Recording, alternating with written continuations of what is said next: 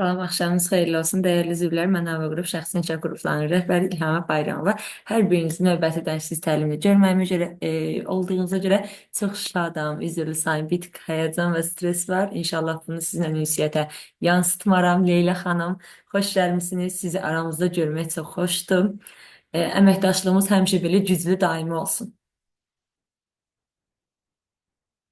Axşamınız xeyir. Hər biriniz xoş gəldiniz. Təşəkkür edirəm dəvətiniz üçün. Əminəm ki, düşərli bir seminar olacaq. Çox bilgi əldə etmiş olacağıq.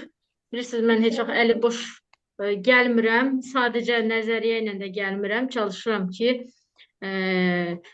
yüksək səviyyədə keçəcəyimiz seminarı təmin edək. Elə təmin edək, elə bilgilərlə təmin edək ki, buradan getdikdən sonra artıq daha düzgün özünüzə suallar verib öyrənəsiniz ki, aha, deməli mən başqa yerdə bunu eşitməmişdim. Nəyə görə eşitməmişdim? Başlayaq özümüzə sual verməyə ki, nəyə görə digərləri boş danışır, amma mən bu seminardan bol-bol məlumatla çıxdım. Hər Aha. biriniz xoş gəldiniz.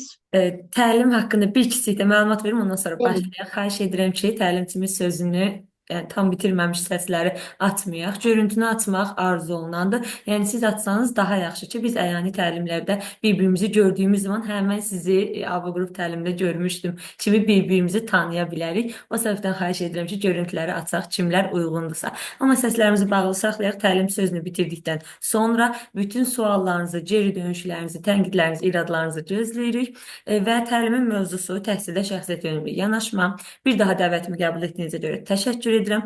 Burada aşağıda da əlaqə nömrəm qeyd ediləcək. Təlim haqqında ətraflı məlumat verib sizi yormaq istəmirəm.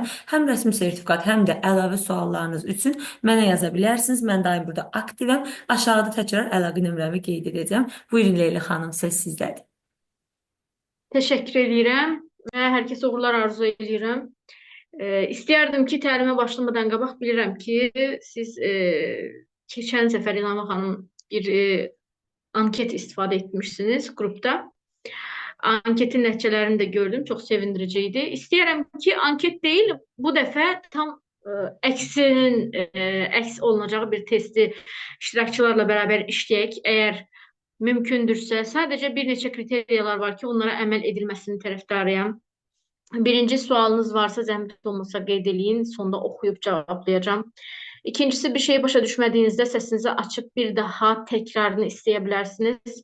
Üçüncüsü, sizlərə indi təqdim edəcəyim testlə ilgili belədir ki, cavabları tək-tək xahiş edirəm orada qeyd etməyin. Çalışın bütün cavabları cavablandırdıqdan sonra burada bal sistemidir. Yazın özünüz üçün telefonda yazın ya da vərəq dəftər götürün, qələm götürün, yazın. Ondan sonra birlikdə bütün cavabları hesab edib ona görə paylaşım edin. Və testimizin nəticələrində onsuz da test bitişində sizlərlə paylaşacağım. Əlavə suallarla bağlı İlhami xanımla əlaqə yarada bilərsiniz. Lazım olan bütün məlumatları mənə ötürəcək ya da orada artıq özümüz həll edəcəyik. Deməli, testimiz 8 sualdan ibarətdir. 1, 2, 3, 4, 5 bal sistemi ilə əlaqəlidir. Mən şəxsiyyət yönümlü yanaşmanı nə dərəcədə tətbiq edə bilirəm deyə bu testi hazırlamışam. Tətbiq edə bilirikmi? Bunun üzərindən işləyəcəyik. Məncə, anketimizdən fərqi də elə tətbiq edə bilib bilmədiyimizdə bağlı olmasıdır. Beləliklə, testimizi 5 bal üzərindən şkala üzərindən hesablayacağıq. Birinci, heç tətbiq edə bilmirəm deyəcəksiniz. İkinci, çox çətinliklə tətbiq edirəm. Üçüncü, bəzən tətbiq edə bilirəm. Dördüncü, əksər hallarda tətbiq edə bilirəm. Və 5, tam rahatlıqla bu yanaşmanı tətbiq edə bilirəm deyəcəyik. Yəni, sual verdiyimdə, misal üçün, şagirdlərimin maraq və ehtiyaclarına uyğun dərs planı hazırlaya bilirəm sualına. Biz ya 4 ya da 5 ya da 3 sistemini seçəcəyik balı və sonda 8 suala hansı cavabları verdinizsə 1 ilə 5 arası toplayıb onun toplanışına görə toplam cəminə əsasən testimizdə nə dərəcədə aktiv olduğumuzu, özümüzün nə dərəcədə şəxsiyyət yönümlü yanaşmanı istifadə etdiyimizi bilmiş olacağıq. Hər sualı 2 dəfə təkrar edəcəyəm. Çalışın, məlumatı əldə edin və emal edin. Bir sual yarandığı anda da an etibarilə xahiş edirəm, durdurun və təkrar etdirin. Beləliklə, təqdim edirəm birinci sualımızı. Şagirdlərimin maraq və ehtiyaclarına uyğun dərs planı hazırlaya bilirəm.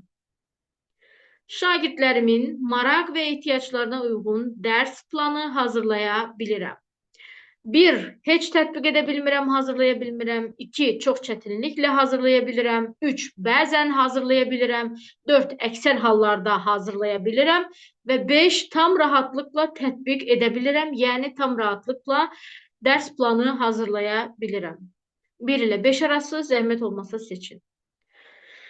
İkinci sualımız, şagirdlərin fərdi tempinə uyğunlaşaraq dərs prosesini tənzimləməyi bilirəm. Tənzimləyə bilirikmi? Şagirdlərin fərdi tempinə uyğunlaşaraq dərs prosesini tənzimləyə bilirikmi? Özünüzə bir sual verin. 1.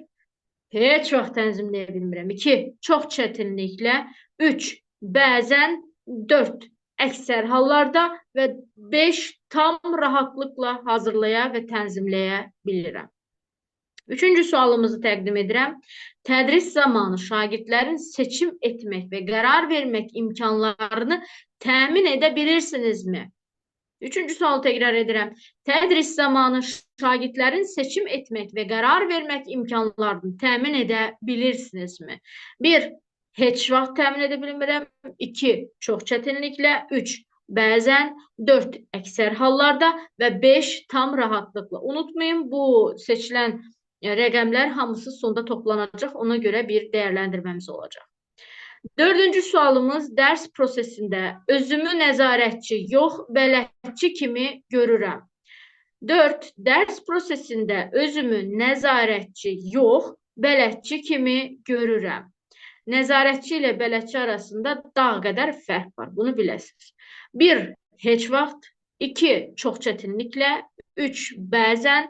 4. Əksər hallarda. 5. Tam rahatlıqla bələdçi kimi oluram. Belə deyim ki, daha dəqiq bir şəkildə başa düşə biləsiniz. 5-ci sualımız. Şagirdlərin duyğularını və fikirlərini nəzərə alaraq dərs mühiti yarada bilirəm. 5-ci sualı təkrar edirəm. Şagirdlərin duyğularını və fikirlərini nəzərə alaraq dərs mühiti yarada bilirəm. 1. Heç yarada bilmirəm. 2. Çox çətinliklə yaradıram. 3. Bəzən yaradıram. 4. Əksər hallarda yaradıram. Və 5. Tam rahatlıqla bu mühiti yarada bilirəm. 6-cı sualımıza keçirəm. Qiymətləndirmə zamanı rəqabət və müqayisə deyil, fərdi inkişafı əsas götürürəm. Qiymətləndirmə zamanı rəqabət və müqayisəni deyil, fərdi inkişafı əsas götürürəm. 1. Heç vaxt. 2. Çox çətinliklə də olsa. 3. Bəzən. 4. Əksər hallarda. Və 5. Tam rahatlıqla fərdi inkişafı əsas götürürəm. Yəni, rəqabət və müqayisə deyil, fərdi inkişaf. Geriyə 2 sualımız qaldı. Davam edirik. Müxtəlif öyrənmə tərzlərinə uyğun metod və vasitələr seçməkdə rahatam. 7-ci sualımızı bir daha təqdim edirəm. Müxtəlif öyrənmə tərzlərinə uyğun metod və vasitələr seçməkdə rahatam. 1. Heç rahat deyiləm. 2. Çox çətinliklə. 3. Bəzən. 4. Əksər hallarda rahatam və 5. Tam rahatam. Yəni, müxtəlif metod və vasitələr seçməkdə tam rahatam 5. Ən yüksəyi, ən gözəli. 8-ci sual. Şagirdlərlə münasibətim qarşılıqlı hörmət və etimada əsaslanır. 8-ci sualı təqdim edirəm bir daha. Şagirdlərlə münasibətim qarşılıqlı hörmət və etimada əsaslanır. 1. Heç vaxt. 2. Çox çətinliklə. 3. Bəzən. 4. Əksər hallarda. Və 5. Tam rahatlıqla. Sonuncu sualımız da bununla yekunlaşmışdır. Mən yazılanları görə bilmirəm. Böyük ehtimal ki, indi cavablar yazılacaq. Beləliklə, əgər heç kəsin sualı yoxdursa, keçmək istəyirəm testimizin dəyərləndirməsinə. Əla. O zaman cəmi bal 8 ilə 40 arasındadır. Böyük ehtimal ki, sizdədir. 8-16 bal siz hələ şəxsiyyət yönümlü yanaşmanın tətbiqi ilə bağlı ciddi problem yaşayırsınız, çətinlikləriniz var deməkdir. 17-27 bal toplayanlar bəzi hallarda şəxsiyyət yönümlü yanaşmanı tətbiq edirsiniz, lakin davamlılıq yoxdur. 28-35 bal siz şəxsiyyət yönümlü yanaşmanı əksər hallarda effektiv şəkildə tətbiq edirsiniz. Amma yaxşı olardı ki, sistemli hala gətirərsiniz. Yəni, sistemə salasınız. Və 36-40 bal isə siz bu yanaşmanı dərindən mənimsəmişsiniz və praktiki şəkildə tətbiq edə bilən bir müəllimsiniz. Təcrübəniz başqalarından daha çoxdur. Beləliklə, bütün yüksək və aşağı bal toplayanların hər birini təbrik edirəm. Yüksək bal toplayanlara toxunmayacağım. Uğurlar arzu edirəm hər kəsə. Aşağı bal toplayanlara da üzülməyin. Hər zaman qazanmaq olmaz. İtirməyi də bacarmaq lazımdır. Çünki biz itirəndə, biz uduzanda gedib onu öyrənirik, onu dərinləşdiririk və uğura yönləndiririk. İndi isə hər kəsə uğurlar arzu etdikdən sonra istəyərəm ki, təlimimizin nəzəri bölməsinə keçim. Şəxsiyyət yönümlü yanaşmanın tərifi nədir və mahiyyəti nədir? Bəzən sinif otağında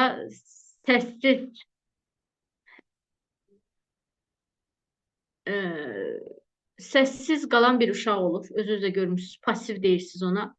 Sizcə o sinifdə qalan o səssiz uşağın iç dünyası ilə bağlı nə vaxt özünüz düşünmüsünüz ki, nə var, bu uşaq niyə bu qədər səssizdir? Cavab vermək istəyən olarmı? Varmı sinifinizdə elə bir uşaq?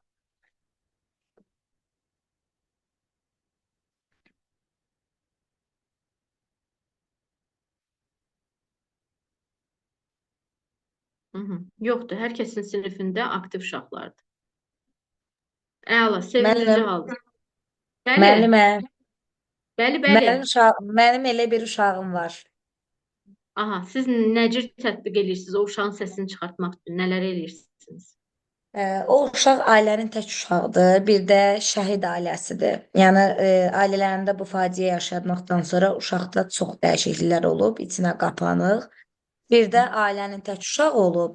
Yəni heç nəyə bölüşmür, heç nəyə, sinifdə heç nəyə bölüşmək istəmir, içinə qapanıq. Egoist uşaq idi. Amma ki, mən Ucqar rayonunda işləyirəm. Sinifimdə 3 uşaq var. Yəni, onun şansı olub ki, mən o uşaqla maraqlanmağa, işləməyə çox vaxtım olub. Yəni, o uşaq tamam 2-ci sinifdir, tamamilə dəyişibdir. Artıq danışır, deyir. Uşaq ümumiyyətlə musiqi bilmirdi nədir. Uşaq hər zaman qaşqabaqlı, belə çox belə heç gülmürdü, aqressiv. Amma o uşağı tədbirlərə aparmışam, o uşağı əyləncələrə aparmışam. Uşağın içindəki o uşağı çıxartmışam üzə. Uşaqla fərdi söhbətlər apararaq, uşağı yoldaşlarıyla oyunlar quraraq, uşağı ünsiyyət qurmurdu. Yoldaşları ilə ünsiyyət qurmurdu. Yox, məktəbdə heç bir uşaqla ünsiyyət qurmur. O uşaq bir dostu var, ondan oturur, ondan durur. Yəni uşağı iki qızlar, bir oğlan, oğlanım elədi. Yəni o uşağı, o iki qızla, yəni mən, üçümüz bu uşağı çıxartmışıq o vəziyyətdən. Yəni, pedaqojik olaraq desəm, hisslərini, düşüncələrini, ehtiyaclarını, potensialını mərkəzə qoymuşsunuz. Bəli, bəli. Biz o biri uşaqlarda problem yoxdur. Yəni çox belə həqiqətən sevgi dolu uşaqdılar. Biz, yəni mənim dərslərimdə biz ancaq əylənərək öyrənirik. Yəni bu uşağa da o qədər oyunlar qurmuşuq, bu uşağın əyləncəli ki, bu uşaq bir balaca mimik olsun üzündə.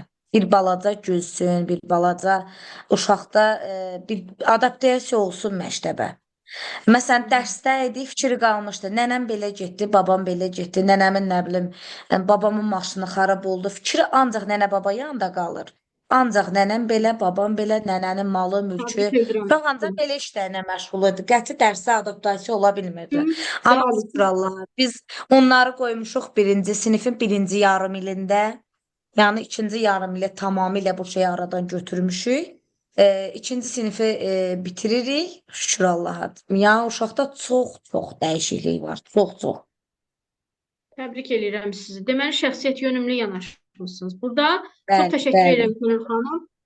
Könül xanım, Çox sağ yəni bu şəxsiyyət yönümlü yanaşmanın əsas prinsiplərindən, əsas məqsədlərindən olan bəli, insanı bəli. anlamaq, şagirdi anlamaq, onun potensialını ortaya qoymaq və ən əsası ona olmaq istədiyi kimi olmağa icazə veribdir. Yəni, bu Bəli, bayaq müəllimə. yazıblar orada, bağça ilə bağlı da yazın. Xahiş edirəm. Məsələ burasındadır ki, bağça, məktəb, universitet fərq eləmir. Şəxsiyyət yönümlü deyiriksə, bu hər yer üçün keçərlidir. Yəni, sadəcə məktəb deyil, şagirdlər deyil, tələbələr üçün də, kiçik uşaqlar üçün də, kiçik uşaqlar üçün də, bağçaya gedən uşaqlar üçün də. Bugün bağça dönəmi bağça vaxtı biraz çox aşağı salınıbdır tarix olaraq, yaş olaraq.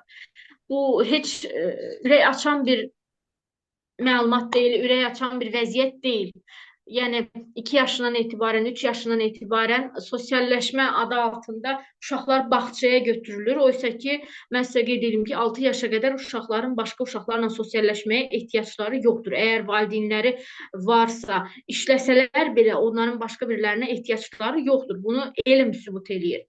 Yəni, biriləri desə də ki, götür, get, nə bilim, oyna, oynamasa da, əgər valideynlərlə uşaq arasındakı bağ güclüdürsə, bütün sosiallik dedikləri, bütün vəziyyət, əsaslar, hamısı uşağın özündə formalaşır. Bunu da qeyd edeyim. Və bağça ilə bağlı da indi yenə fərqli məlumatlar verəcəyəm. Carl Rogersa görə, təəssüflər olsun ki, bizim təlimçilər hələ ki pul yığmağa başları qarışdığına görə, məndən başqa. Mən sadəcə xaricilərin adlarını çəkməyə çalışacağam mümkün dərəcədə. Çünki düzgün bir pedaqoji kitab yazmış, düzgün bir pedaqoji yönləndirməsi olan bir elmi məqalənin olduğu Azərbaycanda hələ ki bir mütəxəssis tapmış deyiləm. Ona görə də məcburan beynəlxalqdan istifadə edeyim. Köhnələri nəzərdə tutmuram. İcazə verin özləri olsunlar deyir. Carl Rogers. Biz təəssüflər olsun ki, bu dönəmdə Avropadan, Amerikadan hər şeyin ən pisini götürürük. Oysa ki, oradan öyrənə biləcəyimiz çox yaxşı məlumatlar, bilgilər də var. Onları əldə edə bilərik, düzgün bir şəkildə emal edə bilərik, düzgün bir şəkildə özümüz fikirləşdirə bilərik. Mən həmişə təlim hazırlayanda onu Azərbaycanlaşdırıram. Türkiyədə işləyəndə türkləşdirirəm, Azərbaycanla işləyəndə Azərbaycanlaşdırıram. Çünki hər ölkənin özünə məxsus bir xüsusiyyəti vardır. O təlimlər hardan gəlirsə gəlsin, xüsusiləşməlidir öz ölkəmizə uyğun. Və Carl Rogers'ın icazə verin özləri olsunlar məsələsi də, mən demirəm orada qapını açın deyin ki, istədiyinizi eləyin. Yox, ancaq müəyyən sərhədlər mütləq ki olmalıdır. O sərhədlər daxilində biz onlara şəxsiyyət yönümlü yanaşırıq. Biz ona oturub empatik şəkildə dinləyirik, onu olduğu kimi qəbul etməyə çalışırıq. Autentik münasibət var Carl Rogers'ın dediyinə görə, müəllimin özü olması və bunu şagirdə də aşılaya bilməsi. Bəzi hallarda bəzi müəllimlər mənə yazırlar ki, biz elə olanda başımızın üstünə çıxır. Deməli deyirəm, orada bir səhv var. Yəni, orada biz baxmalıyıq ki, nəyi nə dərəcədə çox etmişik ki, bu vəziyyət gəlib çıxıb ortaya. O orta nöqtəyə gəlməyə çalışmalıyıq ki, heç kəsin başına çıxmaz. İnsanlar haqqında ən dərin müşahidə nə ola bilər? Carl Rogers'a görə onlara özləri olmağa icazə verməkdir. İnsanlar haqqında ən dərin düşüncə. Həqiqətən də mənə elə gəlir ki, bəzi nüansları çıxmaq şərti ilə insanlar özləri kimi olanda onlarla kontakt qurmaq, onlarla bir dəqiq bir məlumatı əldə edib paylaşmaq olduqca daha rahat olur, daha səlis olur, problem yaşamırıq. John Dewey təhsil həyatının özü olmalıdır. Bəli, hər nə qədər bu yokoşoko-mokolar çıxıb YouTube-da deyirlərsə ki, özləri Oxford bitirdiklərinə rəğmən oxumayın, oxumadan gedin, bilmirəm nə olun, oxumaq vacibdir. Birincisi, oxumaq vacibdir bizim yaşlılıq dönəmimizdə, yaşlananda beynimizin istənilən bu pis xəstəlikləri pılsos kimi özünə çəkib bizi məhv etməməsi üçün. Çünki nə qədər çox kitab oxuyursa, nə qədər çox bilgi emal ediriksə, bizim neyronlarımız olduqca çox işləyir və hətta çox oxuduqca, çox məlumat əldə etdikcə neyronlarımız işlədiyi üçün də çoxalmağa başlayır, ölmür. Telefona çox baxmaq bizim neyronlarımızı öldürür. Neyron ölüncə adam əsəbi olur, adam yuxusu tez gəlir, adam elə bil ki, heç bir iş görmək istəmir. Bunların hamısı bilinçli bir şəkildə insanların həyatını məhv etmək üzərinə qurulubdur da, bunu biləsiniz. Amma nə etməliyik? Daha çox kitab oxumalıyıq, o telefonun işığından uzaq durmalıyıq. Təbii ki də seminarlar gözəldir, qatıla bilərsiniz, amma bir oturun bu seminardan sonra fikirləşin, görün sizin vəziyyətiniz nə yerdədir. Əgər bugün yanınıza, qarşınıza gələn bir tələbə 3 yaş olsun, 5 yaş olsun, 13 yaş olsun, fərq etməz. Bir söz deyəndə siz tez bir zamanda özünüzdən çıxırsınızsa, deməli sizdə problem var. Bu nöqtədir, bu bitmişdir. Bunu da deyim ki, biləsiniz. Bir müəllim olaraq, bir pedaqoq olaraq, İstər evdə, istər çöldə, fərq etməz. Hər bir şagird, hər bir tələbə unikal bir şəxsiyyətdir. Həqiqətən də. İstər 3 yaşında olsun, istər 6 yaşında olsun. Mən şəxsən öz 4 yaşlı qızımdan hər keçən gün daha fərqli məlumatlar əldə edirəm. Deyəcəksiniz ki, dolama da bizi, Leyla xanım, düzdür, amma həqiqətən də elədir. Bəzən bizim uzun yolla gətirmək istədiklərimizi onlar qısa bir şəkildə bizə göstərə bilirlər. Misal üçün ki, o qədər misal çəkərəm ki, ağzınız açıla qalar. Sadəcə dinləmək lazımdır. Göz kontaktı qurmaq lazımdır. Fərq etməz. Göz kontaktı məsələsini mən diqqət eləmişəm. Azərbaycana ancaq balaca uşaqlar üçün qeydə alırlar. Autizmli uşaqlar üçün qeydə alırlar. Xeyr, biz insan olaraq hər birimiz bir-birimizlə kontakt qurmağı bacarmalıyıq. Bizdə nə sual vermək var, nə göz kontaktı qurmaq var, nə empatiya var. Empatiya ilə sempatiyanı qarışdırırlar. Sonra deyirlər ki, hə, mən bunu başa düşürəm. Başa düşə bilməzsən. Bizdə aktiv dinləmə yoxdur. Heç kəsi dinləmir. Müəllim şagirdi dinləmir. Ona görə şagird də müəllimi dinləmir. Ondan sonra da biz deyirik ki, nə oldu? Nəyə görə bir şeylər tərs getdi? Bir misal verim, qlobal bir misalda Azərbaycana aiddir bu. Azərbaycanda bu qədər təhsil, tədris mərkəzlərinin olduğu bir yerdə nə var? Təhsil sıfır səviyyəsindədir. Baxırsan ki, oxuyan var, amma hamı elə bil ki, səviyyəsizdir. Nəyə görə? Bir araşdıraq görək, problem hardadır? Çünki biz əsas təhsilin məğzini öyrədə bilmirik. Çünki biz sadəcə təhsil olaraq yanaşırıq, şəxsiyyət yönümlü yanaşmırıq. Bir sözü ağzımızdan çıxardanda biz onu düşünmədən çıxarırıq. Ona görə də qarşımızdakı insanı da itiririk. Və hər dediyimizdə insanların şuuraltısına, o bildiyiniz yandırmalıq şuuraltı deyil də, normal psixoloji, elmi dərəcədə qarşımıza qoyulmuş, elmi məqalələrlə sübut olunmuş şuuraltımıza gedən məlumatlar da bizə nəyə öyrədir? Tələbələrimizə nəyə öyrədir? Bir səhv etdiyində ona səhvini düzgün bir şəkildə başa sala bilmiriksə, bağırıb, çağırıb, onu təhqir ediriksə, biz elə tərbiyəsizin ən böyüyü biz özümüz. Və bu dediklərimizin əsasında onun beynində qalan nədirsə, o da gedib onu tətbiq edir. Və burada şəxsiyyət yönümlü heç bir şey yoxdur. Səni belə-belə olasan, buna bax, anası, atası nədirsə uşaqdır. Əslində düzdür. Ancaq bunu demək bizə düşməz. Axı bizim özümüzə hörmətimiz olan müəllimləri, pedaqoqları düzdürmü? Bunu da onun başqası düşünsün. Əsas məsələ biz olduğumuz yerdə öz borcumuzu həyata keçirək. Göstərək ki, bax, mən öz işimi görürəm. Mən disiplinli, nizam-intizamlı işləyirəm. Mən aktiv dinləyirəm tələbəmi. Mən başa düşürəm ki, budur. Deyəcəksiniz ki, bizdə müəlliməyə jurnal yazılacaq, nə bilim, nə olacaq. Siz həqiqətən düzgün işləyən müəllimlər görməmişsiniz, ona görə sizə elə gəlir ki, ancaq jurnal yazmaq var. Dərsdə, işdə, xeyr. Düzgün işləyən olduqca çox müəllim var. Heç vaxt birindən məlumat almağa utanmayın. Fərq etməz o deyəcək sizə məlumat verdiyini başqasına, ya deməyəcək. Sizin üçün məlumat nədir? Vacibdir də, düzdürmü? Gedin utanmadan soruşun. Çünki şəxsiyyət yönümlü yaxınlaşmaq istəyirsinizsə, akademik nəticələrin də artdığını görmək istəyirsiniz, şəxsiyyət olaraq da uşağın formalaşmağını görmək istəyirsinizsə, o zaman bir müəllim olaraq əgər sualınız varsa yanaşın, sual verin, şagirdə düzgün məlumat bildirin. Elə bildirin ki, o başa düşsün, o əzbərləyə bilsin. Əzbərləməyi qoyaq qırağa başa düşə bilsin ən azından. Şagird evin uğurdan çox dəyərlərini qiymətləndirir. Nəyə dəyər verir, nəyə görə belədir? Vacib olan şey var, burada bir məqam var, onu göz önünə alım ki, valideynlərin tələbatı fərqlidir, düzdür. Burada da biz bu mənada dəstək ola bilirik ki, yönləndirə bilirik. Əgər valideyndə bir problem varsa, uşağı asıb kəsirsə ki, universitetə girməsən filan beşməkan, asıb kəsmək deməyək də, burada fərqli yanaşma olmalıdır. Bunu eləyə bilməyən vətəndaşa biz əgər psixoloji dəstəyə ya da bir mediasiya xidmətinə göndərilirsə ya da göndərmiriksə, bilmirik. Vəziyyət nə yerdədir Azərbaycanda bilmirəm. İndi siz deyəcəksiniz yəqin ki. Hər halükarda bizim əsas borcumuz burada uşağa özümüzün düzgün yanaşmamızdır. Hər nə qədər ki valideyn pis olsa da, bəli, uşaq da o valideynin övladıdır. Ancaq ən azından inanın ki, o məlumatdan üçünü yadında saxlaması belə bizim üçün bir uğurdur. Qiymətləndirmə inkişaf yönümlü aparılmalıdır. Uşağın hisslərini və səsini tanımalıdır, onun özünə hörmətini göstərməlidir. Bizdə bir çox müəllimlər var ki, 50 illik stajı olan müəllim var, heç unutmaram. Yəni, təsəvvürün qarşıma keçdi, çox aşağı səviyyədə elə şeylər danışdı ki, şagirdlə bağlı.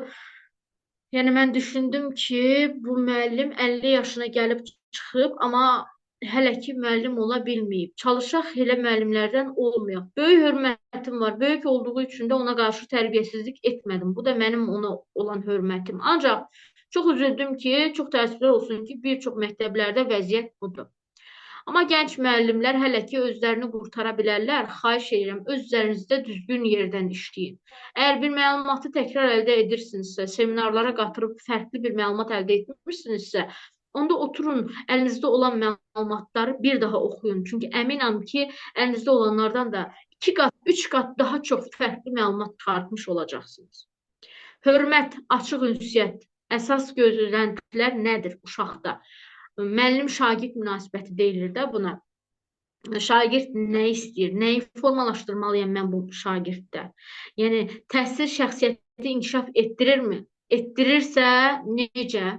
Bu sualı özümüzə veririk. Etdirmirsə, o zaman biz niyə işləyirik? Biz nəyə xidmət edirik? Nəyə görə biz təhsil veririk? Hansı təhsili veririk? Bu sualı vermək lazımdır özümüzə. Bu bilgi otağıdır, yoxsa nə? Bu otaq nə üçündür? Bu otağa nəyə görə girirlər? Elə bir məktəb var idi ki, dekabr ayında gəlmişdim. 3 həftəlik gəlmişdim. 50-yə yaxın məktəbdə iştirak elədim. Elə məktəblər var idi ki, sinifdə direktor icazə vermir, heç bir şey asmağa icazə verilmir. Uşaqlar məyusdular, ağ divara baxırlar. Bizdə əvvəllər necə idi, xatırlayırsınız da yəqin ki. Tarixdən var idi, ədəbiyyatdan var idi, nə bilim, Azərbaycan dilindən hərflər var idi, ya da fərq eləməz. Böyük siniflərdə başqa məlumatlar var idi. Kimya var idi, paylaşılmışdı orada kimyada hansı elementlər varsa.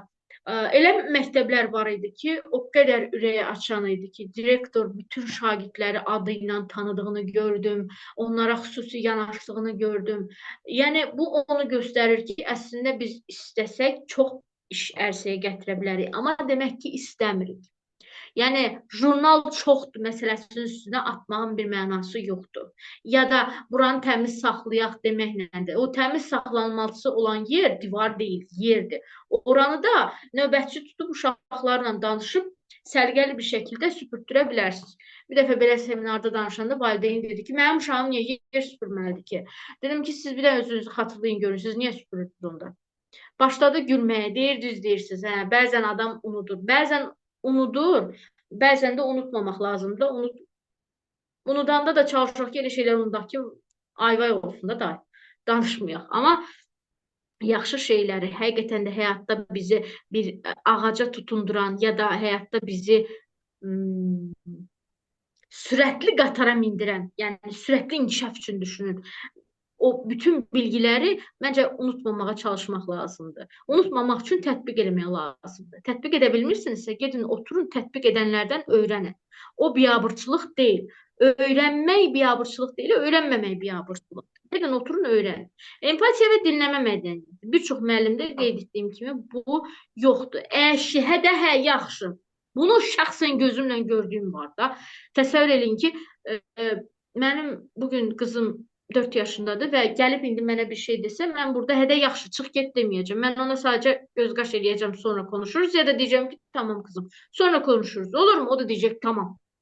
Yəni, əgər mən sizin qarşınızda onu küçümsəsəm, küçültsəm, o axı belə ki, mən burada bir neçə insanla danışıram, düzdürmü? O başqa zaman artıq mənlə başqa cürə danışacaq. O mənə yaxınlaşmayacaq, mənə güvənməyəcək, məni dinləməyəcək.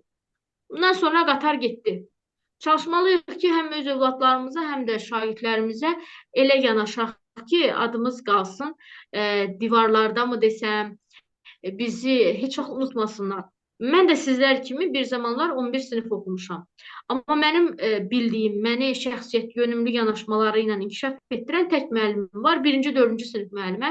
Adını, soyadını hələ də xatırlayıram. Özü ilə də əlaqə saxlayıram. Çox da qürurluyam. Digərlərinin heç birisini xatırlamıram. Bax, bunu xatırlamaya bilərsiniz. Bir şey xatırlaya bilərsiniz. Nəyə görə sizinlə pis davranıblar, nəyə görə belə olubdur. Və mən bu peşəni seçəndə bunu qeyd edeyim ki, sırf o xatırlamaq istəmədiyim, bəzi hallarda heç xatırlamadığım müəllimlərimə acıq olsun deyə deyil, ha. Onlar kimi olmamaq üçün. Həyat budur. Yəni, əgər mənim təməlim güclü olubsa, ki, mənim məktəb təməlim 1-ci, 4-cü sinif çox güclü olubdur, mənə fərqli yanaşıblar. 30 şagirdin 30'una da fərqli yanaşıbdır. Bir müəllim, 30 şagird. Ki, bugün yetişə bilmir heç kəs. Nəyəsə görə. Amma o vaxtlar yetişirdi müəllimlər. Və nəticədə mən o 1-4 arasında öyrəndiyimi tətbiq eləyirəm. O 4-dən sonra keçdiklərini deyil. Məsələ dərs kitabından getmir. Dərs kitabı vardı, olsun. Bunu usta əzbərləyəcək. Məsələ adamlıqdan gedir. Bizim təhsil sistemimizdə də bir problem var ki, şəxsiyyət yönümlü məsələdə elə loru dildə desək, əvvəlcə insan yetişdirməliyik, adam yetişdirməliyik, sonra mütəxəssis. Biz uşaqlara mütəxəssis olaraq da baxmırıq, adam olaraq da baxmırıq, bir dənə ət parçası kimi görürük, ona görə də bizdə inkişaf getmir. Bu, real bir həqiqətdir. Bunun üzərindən davam edəcəm. Şəxsi maraq və ehtiyaclarına yönəlmə. Müəllimlər var ki, şəxsən özüm də bilirəm ki,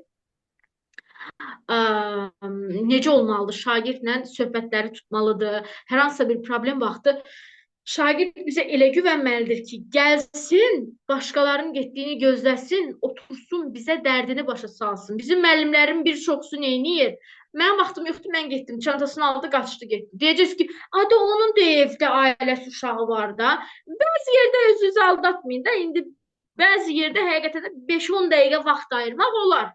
Bizi fərqləndirən odur da. Bilirsiniz də, bütün sahələrin başında pedaqogika gəlir. Nəyə görə? Çünki bütün sahələrin mütəxəssisləri pedaqogların əlindən çıxır. Bir dənə əvvəlcə bunu bir emal edin, xahiş edirəm. Ona görə də biz öz yüksəkliyimizi qorumaq üçün eyni zamanda insanları, eyni zamanda gələcəyin mütəxəssislərini yetişdirmək üçün müəllim-şagird söhbəti eləməliyik. Bunu eləməyi bacarmalıyıq, öyrənməliyik. Seçim imkanları verməyə çalışmalıyıq. Bənzərsiz ehtiyacları varsa, onu görürsünüz ki, o nəsə narahatdır, artıq başa düşürsünüz ki, onda bir problem var, onunla danışmaq lazımdır. Çölə çıxıb 5 dəqiqə danışa bilərsiniz, o birisilər yazana qədər. Soruşun da bir, baxın, görün vəziyyət nədir, nəyə görə belə olur? Nədir? Bu vəziyyət nəyidir? Düşündürür. Həm şagirdi sizə qarşı düşündürür, həm də sizi şagirdə qarşı düşündürür. Bizim üçün vacib olan da pedaqogikada budur. Şagirdin daxili motivasiyasını aktivləşdirmək. Birincisi, şagirdə daxili motivasiyanın nə olduğunu təlim olaraq vermək lazımdır. Çox demirəm, 45 dəqiqə vaxtımız olur. Mən əminəm ki, siz indi deyəcəm, başa düşəcəksiniz nə demək istədiyimi. İlk içəri girəndə, borz jurnal yazanda, boş-boş sakin oturub, sakin ol filan kəs deyənə qədər 10 dəqiqənin içində uşaqlarla düzgün bir şəkildə onlara daxili motivasiyanın nə olduğunu, nəyə görə vacib olduğunu az da olsa başa sala bilərsiniz. Əvvəlcə sual verməkdir. Ən gözəl tətbiq sistemi sual verməkdir. Müəllim ki, orada şagirddən çox danışır, sual olmadan. Orada heç bir şəxsiyyət yönümlünü də qoyuram qırağa, heç təhsil də yoxdur. Çünki orada sadəcə baskı var. Orada sadəcə hökmranlıq var, onu isə biz istəmirik. Əsl pedaqogikada hökmranlıq olmamalıdır. Sən bilsən mən kiməm məsələsi, ya da ay səni bilmirəm kim olasan, sən müəllimin qabağında bilmirsən, necə cavab ver? Onu elə eləmirsiniz. Onu sual verərəkdən, düzgün yönləndirərəkdən danışırsınız. Sual verirsiniz, başlayır düşünməyə. Bizim beynimiz sadəcə sual zamanı düşünür. Biz nöqtə qoyanda cümlənin sonunda o bitmiş olur. Cümlə nədir? Bitmiş bir fikri göstərir, düzdürmü? Amma bizə lazımdır ki, beyin işləsin. Beynin işləməsi üçün sual verin. Ey dəyərli müəllimlər. Daxili motivasiyası ilə bağlı nə cür aktivləşdirə bilərsiniz? Gedin, axtarın, araşdırın. Bugün Google-da o qədər məlumat var. O qədər. Ondan əlavə o qədər seminarlar var. Birinə qatıldınız, başa düşdüm. PDF verirlər, məlumat paylaşırlar. Qruplarda, misal üçün, qrupları qınayırıq ki, bunlar nəyə lazımdır, düzdürmü? Amma nə gözəl məlumatlar paylaşırlar. Mən əminəm ki, çoxunuz heç baxmırsınız ki, orada nə paylaşıblar. Ad olsun ki, Leyla seminardan müəllimə, çox bəli, müsait sözünüzü kəsdim. Vaxtımıza son narahat olun. 30-40 saniyə qalır. Əgər arzu Okey. etsəniz, ikinci hissədə davam edək. Bəli, bəli. Bəli, Aha, bəli, AVO bəli. qrupda olmayan şəxslər aşağıdan əlaqə nömrəmi götürərək mənə yaza bilərlər. Xahiş edirəm, aşağıda chat bölməsindən mənim nömrəmi götürün və AVO qrupda olmayan şəxslər mənə yazsın ki, ikinci linki, yəni ki, rahatlıqla sizinlə paylaşa bilim. İnşallah bir neçə dəqiqə sonra davam edirik.